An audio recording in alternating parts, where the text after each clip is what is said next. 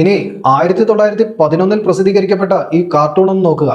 Wall Street പ്രഭുക്കളായ JD റോക്കഫെലറും JP മോർഗനും നാഷണൽ സിറ്റി ബാങ്ക് തലവനും മുതൽ തൊട്ടടുത്ത വർഷം, അതായത് ഈ 1912 പ്രസിഡന്റ് സ്ഥാനത്തേക്ക് മത്സരിക്കാൻ തയ്യാറെടുക്കുന്ന തിയഡോർ റൂസ്വെൽറ്റ് വരെ ചുറ്റും നിന്ന് മാർക്സിനെ അഭിനന്ദിക്കുന്നു.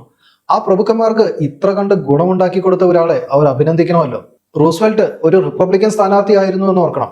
വിപ്ലവം ഉണ്ടാക്കാൻ പോകുന്ന ട്രോട്സ്കിക്ക് പാസ്പോർട്ട് ശരിയാക്കി കൊടുത്തത് ഡെമോക്രാറ്റായ വൂഡ്രോ വിൽസണും. ഇരുപക്ഷവും മാർക്സിനും സോഷ്യലിസത്തിനും അനുകൂലമായിരുന്നു എന്ന് മനസ്സിലായില്ലേ? ചുരുക്കത്തിൽ മാർക്സിന്റെ സോഷ്യലിസവും മൂലധന ശക്തികളും തമ്മിലുള്ള ഈ അവിശുദ്ധ കൂട്ടുകെട്ട് അക്കാലത്തെ രാഷ്ട്രീയ നിരീക്ഷകർക്കെല്ലാം വ്യക്തമായ ബോധ്യമുള്ള കാര്യമായിരുന്നു. പിന്നീട് രണ്ടാം ലോക മഹായുദ്ധത്തിന് ശേഷമാണ് ഈ ബോധ്യങ്ങളെല്ലാം വിദ്യാഭ്യാസ വ്യവസ്ഥിതികളിലെ ഇടത് കടന്നുകയറ്റം വഴി ജനങ്ങളുടെ പൊതുബോധത്തിൽ നിന്നും മായ്ച്ചു കളയപ്പെട്ടത്. എന്ന് വെച്ചാൽ എന്താണ് പറഞ്ഞു വരുന്നത്? സോഷ്യലിസം മൂലധനത്തിന്റെ ശത്രുവല്ല, സോഷ്യലിസം മൂലധനത്തിന്റെ ട്രോജൻ കുതിരയാണ്. ആഗോള കുത്തകയായി മാറിക്കൊണ്ട് അധികാരം കൈയടക്കാൻ വെമ്പുന്ന വാൾസ്ട്രീറ്റ് പ്രഭുക്കന്മാർ എക്കാലത്തും ഈ സോഷ്യലിസത്തെ പിന്തുണച്ചിട്ടേ ഉള്ളൂ.